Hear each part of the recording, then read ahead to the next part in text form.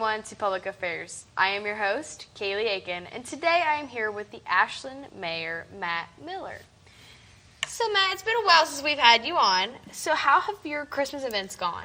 Well, I'll tell you what, we actually had a very strong year end in the city of Ashland. And in fact, our Christmas season was probably one of the best yet. Now, we're well known for our downtown Christmas parade and our fantastic fireworks display. But this past Christmas season, we added something new, and that is what we call Candy Cane Trail. Now, Candy Cane Trail actually is located on the Ashland County Park District's property, located at Freer Field. This is a park, a large green meadow and forest that is right there in the middle of the city of Ashland. And thanks to the support of the owners of Grandpa's Cheese Barn, I know many of you are probably familiar with Grandpa's Cheese Barn. If you travel up and down 71, it's right there at the US 250 exit in Ashland County. Very popular place because they deal in cheese and chocolates. So people often stop there during the holidays and all throughout the year. But the owners of Grandpa's Cheese Barn, Dick and Rhonda Pourball, wanted to do something special for the people of the community, to spread the joy of the season and to share the true meaning of the holiday. Dick and Rhonda are people of faith, and so they came up with this idea of installing what, again, we are calling Candy Cane Trail. And Candy Cane Trail is a 3/4 of a mile paved walking trail around Freer Field in the city of Ashland, where they have erected more than 776 illuminated metal structures in the shape of a Christmas tree. Wow. In other words, there's tens of thousands of lights of all colors lining this trail. And every now and then as you walk along, not only is there music playing, but then there are these vignettes where they have sculptures that maybe are a Victorian choir standing there, sculptures looking like a picture out of a Christmas of the past. Or perhaps there's a nativity scene and so on. And all along the way, there are these different storyboards that tell the story of Jesus Christ's birth and the great joy that he has brought into so many of our lives, those of us who know him as our Lord and Savior. Well, this started actually 2 years ago. That was the first time we had the Candy Cane Trail. But last year, in 2024, we decided we wanted to try to set the world record for the largest display of Christmas lights in the universe. Wow. And of course, we did a lot of research with our friends at the Guinness Book of World Records. And ultimately, what was determined is that we would enter the category, the largest display of illuminated metal Christmas structures in the universe. And it was quite exciting. The community was really looking forward to finding out on December 1st whether or not we had set the world record. The folks at Guinness World Records actually provided an official adjudicator. That's the judge who comes into town and actually does the count to see if we are in fact setting the record, making sure we're meeting all the rules and regulations. And on the evening of December 1st, when we kicked off our Candy Cane Trail this year, it was announced by the official adjudicator of Guinness World Records that the city of Ashland, Ohio, now has the world record for the largest display of illuminated metal structures in the universe. Wow. And of course, our structures take the shape of Christmas trees. And so we had lots of visitors come into our town during the month of December, and it made for a very special year end for 2024. Absolutely. Well, congratulations on that. I have a question of that. Do they count every single light bulb or just the structures? You know what? They count the structures, and that is why we know that there are 776 structures. Now, we also know there were more structures than that. However, those are what we officially entered into the count. Okay. And so my understanding is that we more than doubled the figure that we had to meet. And so I'm sure someday someone else will set the world record. But for the time being, the city of Ashland is the only city to hold title to a world record, which is something we learned that night. Wow. A lot of times those organizations that hold world records are either a business or an educational institution or an organization or nonprofit, but they shared with us that they were pretty confident that this was the first time that a city had actually broken the record and would be listed as the world record holder. Well, congratulations on that. Now you know when it gets broken, you're going to have to come back and beat them then. Absolutely. And of course, we do plan to bring Candy Cane Trail back here later this year in 2025. And if folks that are watching, if you didn't get to visit Candy Cane Trail this year, I would suggest to you that on a cold winter night when there's big white fluffy snowflakes in the air, it's a pretty magical place to be. Wow. Me and Tyler will have to visit and record that. We would love to host you. We'll have to get our hot chocolate to stay warm out there. The mayor will give you a personal tour. Well, thank you. So obviously with Christmas ending, we have the new year. Yes. With that comes a new budget. Yes. So how is that coming along? Well, I'll tell you what, 2025 is the first year in our city's history where we actually pass the budget in January. Normally, the budget process stretches out sometime till usually in March or late March. Well, this year we made a concerted effort to try to adopt our new budget early in the year. Now, that's not just because we want to know what our figures are for the full 12 months, but that's also because the sooner we adopt that budget, the sooner we know how much money we have available to go to bid for our summer pavement program. In any city, I would suggest in our region of the state, everyone's always concerned about, are you paving my street? Are you keeping the streets up, the infrastructure? And when we were previously adopting our budget in early spring, by the time we knew how much money we would have to go use for new pavement, we had to go through the bid process to try to find contractors who would do our work. Our pavement job wouldn't start until late fall. And anyone who's watching that knows about construction, you know that if you get started too late in the season and temperatures start to drop, you can no longer put down that new asphalt, because I think the ambient temperature has to be somewhere around 50 degrees to safely install asphalt and make sure that it'll hold up or be installed properly. So if you wait too late in the season, you run into low temperatures and then you stalls your whole pavement program. But because we got our budget adopted so early, we're going to start that advertising for bids and looking for contractors to resurface our city streets earlier in the year. But let me just tell you a little bit about our budget. So we're a city of about 25,000 people. And this year, our budget came in around $89 million. Now, that's a big number. It sounds like a lot. It really is a big number. But you have to remember all the services that we offer.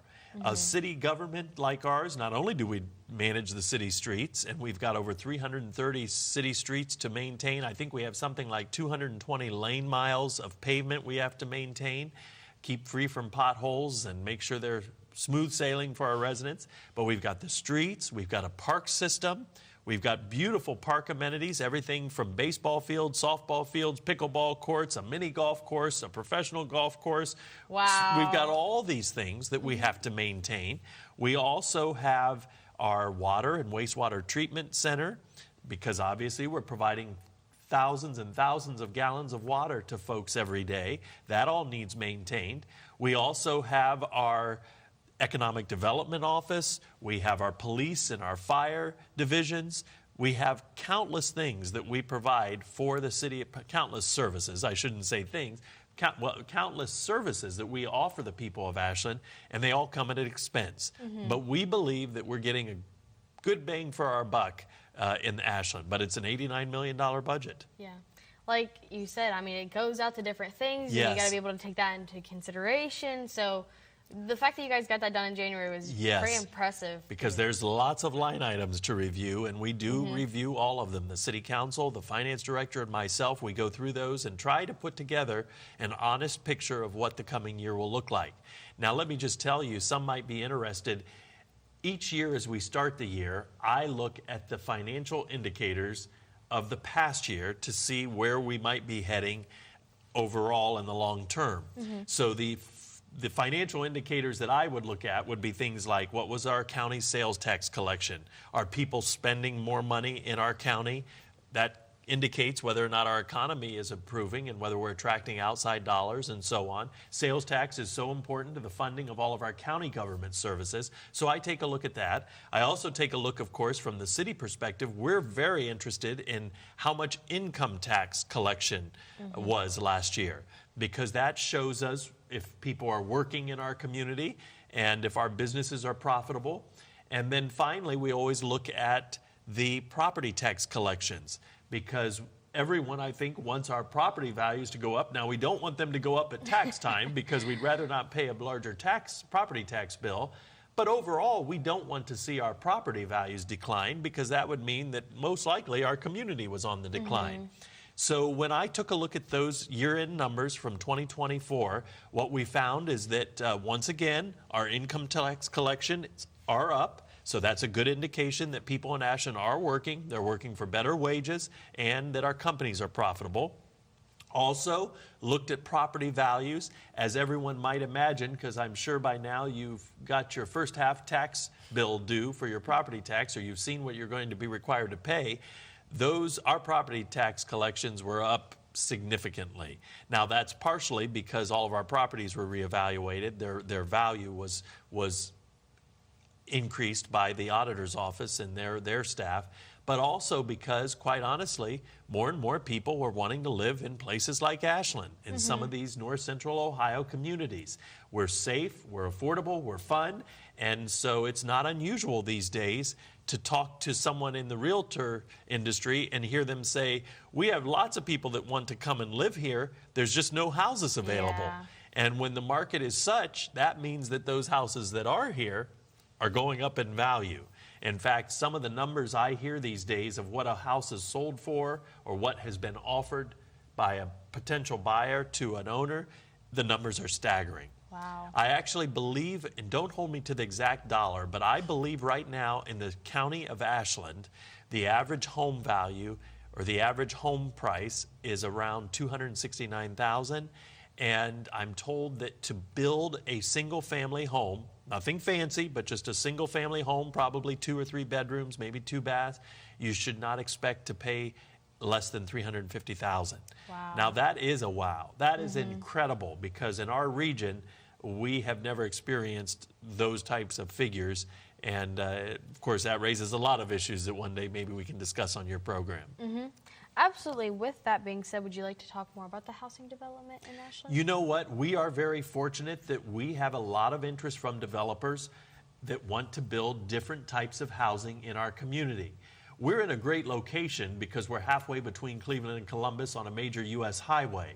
And as I mentioned, we're safe, we're affordable, still one of the lowest cost of living for cities our size in the Midwest. And we've got a lot of fun activities, a lot of fun amenities, and a high quality of life, along with the university, that we can offer our residents who choose to be a part of our community. But with all those wonderful attributes, now there are a number of developers who are wanting to do housing projects in our community. And so right now, as I sit here, if all of the projects would come to pass that we are currently working on, it is safe to say that probably within the next 36 months, we could potentially add maybe around 1,100 to 1,300 new housing units. Wow. Now, those would be in the form of single-family homes, those would be condos, those would be townhouses, and some of those would be market-rate apartments. And some of those would happen in our downtown. We're working on a wonderful project in our what we call the Pump House District, an old brownfield site that is being revitalized. That's a very exciting project. It includes housing, it includes mixed-use properties, and even a new hotel. But on the outskirts of our city, we have a few parcels that are not in our city currently, but soon we'll be discussing the potential annexation of those properties, and those could lead to some beautiful new subdivisions. And quite honestly, a lot of our residents are excited about that because they would like to maybe they are currently living in their starter home, and now they want to do something newer, or yes, build their version of the American dream. And there's no place to do it. So they're all eager for these subdivisions and these housing projects to move forward. I know I keep saying wow, so I'm sorry. No, that's but a good word, though. For 3 years to build, what did you say, 1,100 homes? Yes. That's just amazing. I mean, you're bringing more people in. And certainly in a community our size it is, because the truth is, if we were to take a look at the numbers, the last major subdivision that was constructed in our city probably took place, I'm going to guess, maybe 25 years ago. Maybe even before that. So it's been a long time. So it's been a long time. We have seen in the last 2 years more market rate apartments being constructed, and they filled just like that. In fact, they filled before they actually opened in some instances. So we know there's a demand, but let's face it, these housing projects involve a lot of money and a lot of capital investment right away from the developer, because you have to install additional roads and streets and utilities, sanitary sewer and water lines and light poles, and that's all before you can even talk about. Then you got to find the people to do that too. Yes. So, Yeah, but it's still, I appreciate your wows, because the reality is, it is an amazing time in our community. Quite honestly, I often use the term, Ashland is in a transformational period where I believe that within the next 5 to 10 years, we're going to be like, wow, Ashland, now I use your word, truly evolved and moved into a new era during this time. Absolutely. So with people wanting to come to Ashland and needing housing, what kind of economic development is going on that's bringing them in? Well, that's a great question. We are fortunate that we have a very diverse economic base, meaning we have a variety of different companies that do everything from manufacture baby bottle nipples to shaving cream to work in the pharmaceutical test industry. So we are doing all sorts of different things in our industrial park and throughout our county. But right now, the project that I think a lot of folks are talking about is the announcement that a Fortune 500 company that majors in e-commerce is coming to our community. And that, of course, is Amazon.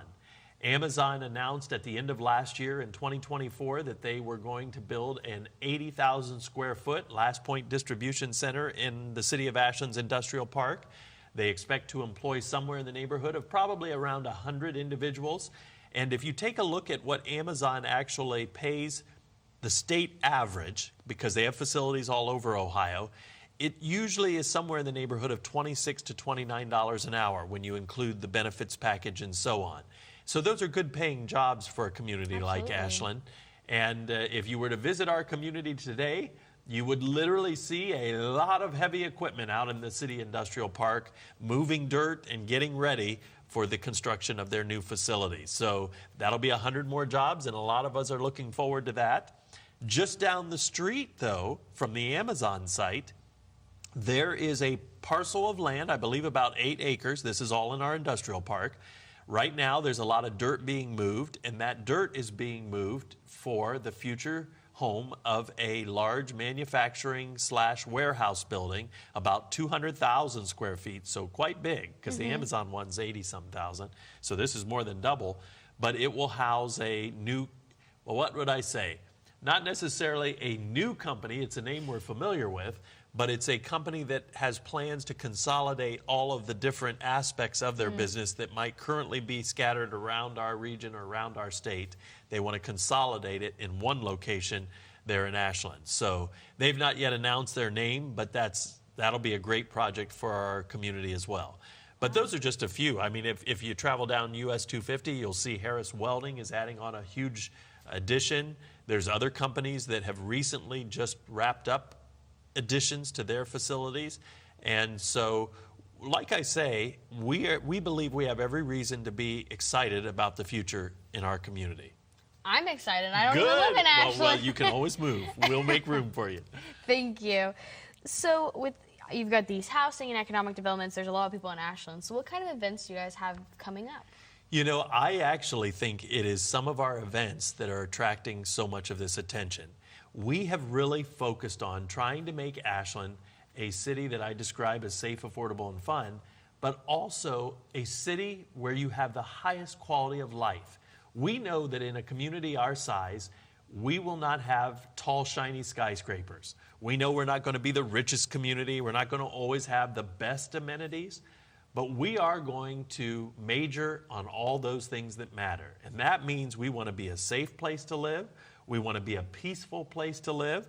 We want to be a place that's patriotic, where we respect our veterans, where we respect our flag, where we care about each other. We want to be a community where our police and fire are respected and honored, and unless they do something to show us they shouldn't be, we want them to be seen as heroes in our community. And I'll be honest with you, we want there to always be something for folks to look forward to. You mentioned the Christmas parade and our Christmas activities and Candy Cane Trail and the fireworks at the Christmas holiday season. That's one of our favorite because our decorations are marvelous and it gets lots of attention. But for example, a couple of years ago, we introduced our new St. Patrick's Day celebration. I'm already having so many people ask me about it. Basically, what we did is we have a small creek that runs through our downtown. It's not a river, but it's a nice flow. And several years ago, we started dyeing it bright green for St. Patrick's Day. And we just did it real quick and informally, and people loved it. And so now we have built a whole Saturday celebration around that, and thousands of people come downtown to enjoy our beautiful downtown, our restaurants and our bars, and all the specials that they put together for St. Patrick's Day, but to take a look at the annual dyeing of the town creek. And of course, you know, in Chicago, they dye the river green. Well, this is our version, and it is a lot of fun. We have a walking parade. We call it a walking parade because it is a kind of an informal parade. We invite everyone of every age to put on all your green, deck yourself out, and come and be a part of the shiniest shamrock contest. And we all gather downtown. Then we walk down the street to the city hall where the creek is located, and together we count down and sing songs and dye the creek green. Then everyone heads off for delicious corned beef and cabbage and all the traditional green beer and all those items that everyone loves to enjoy around that holiday. But it's proven to be a great way to kick off this spring season. We've been blessed these last couple of years to have warm, sunny temperatures on St. Patrick's Day, and so everyone's in high spirits. And it's a lot of fun. But that's our next event. And then, of course, once we get past that, then you're into Memorial Day. We have a downtown car show that's one of the biggest in the States, and just a beautiful, beautiful car show right down Main Street. We have our July 4th holiday activities, which include the annual Hot Air Balloon Festival that's located at Freer Field, again, where Candy Cane Trail is.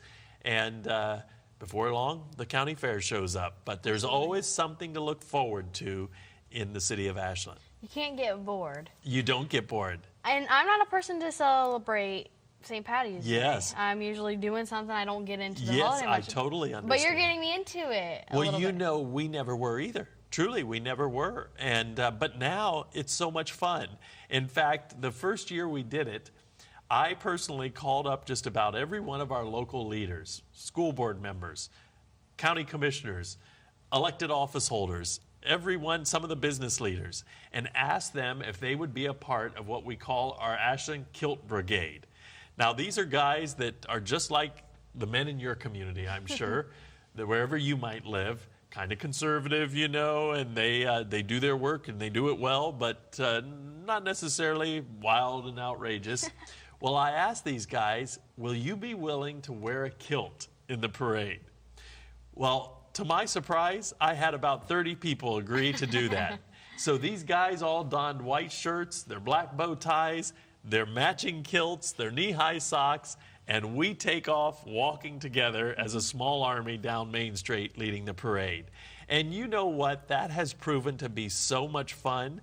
And of course, because there's so many guys involved in it, this idea that I'm never going to wear a kilt kind of goes away because everyone's in a kilt. Yeah. And it has proven to be quite a highlight. The ladies love it and the families love it. And in fact, this year I am going to invite the entire community. I'm going to give them the link on my Facebook page of where you can buy the matching kilt.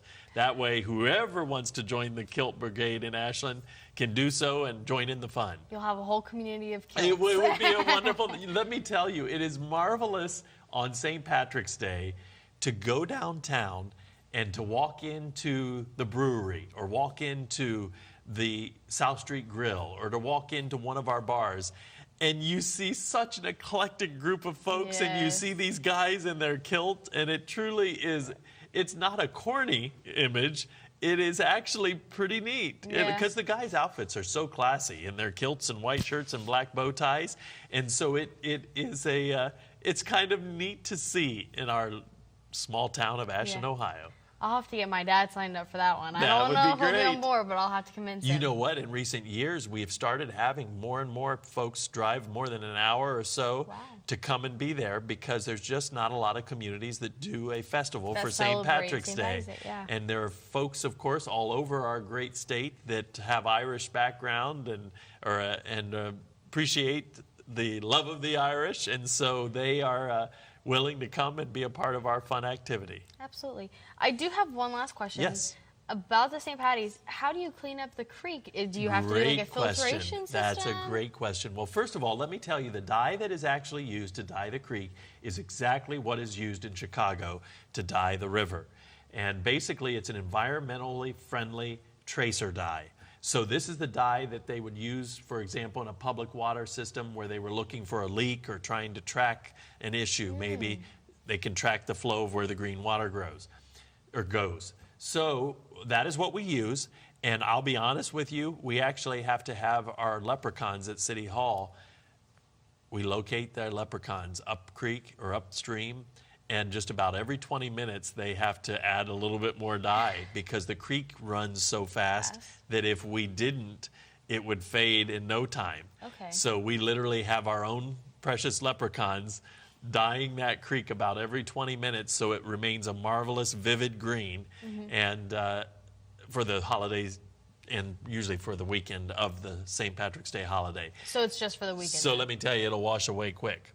It does. It does. By morning, it's gone if you don't keep treating it to make sure that it stays that vivid green. I guess I didn't know the creek flowed that fast. I thought it was like a whole month thing. Okay, it's just Let the me weekend. tell you, that was quite a, the first day we did it, or the first time we did it, that was our biggest concern. How will we keep it green? Because we had no history to base it on. So we really had to figure out, we got to make sure we have enough dye because we don't know how frequently we have to put it in. We don't know if it rains a lot before, the creek will be... Yes, exactly. So, well, we have brown water we're trying to dye green, and fortunately at this point, we've always had good weather, so we've not had any problem keeping it green. Good. Well, I hope you guys have a good day. Yes, and maybe you'll join us. Absolutely. Well, thank you for coming on and meeting with me today. I know it's been a while, but it's been good catching up. So well, I appreciate you including us, and as always, if anyone wants to make a trip to Ashland, Ohio, we're confident that you won't be disappointed. Absolutely. And as always, you're watching Public Affairs, and I am your host, Kayleigh Aiken. Thank you. Head on down to Ted and Allie's Corner Cafe, open 6 a.m. to 1 p.m., Tuesday through Sunday, serving breakfast, lunch, and dinner, located at 69 North Gamble Street in Shelby. Do you or somebody you know need urgent prayer? Call in to the COACB Prayer Warrior Hotline. Available 24 hours a day, 7 days a week, day or night. 740-324-7729. And remember, somebody's praying for you. Hi, my name's John Aiken. I'm the president and general manager of the Central Ohio Association of Christian Broadcasters. Hey, have you been wondering what's going on with your local Christian TV station? Maybe they want to find out when certain programs might be airing. Well, how you find that out is pretty easy. You go sign up for a newsletter. It's real easy to do that too. You just go to our website, coacb.org, look for the newsletter tab, fill out the form, click I want to sign up, and we'll get you a newsletter coming to your door today.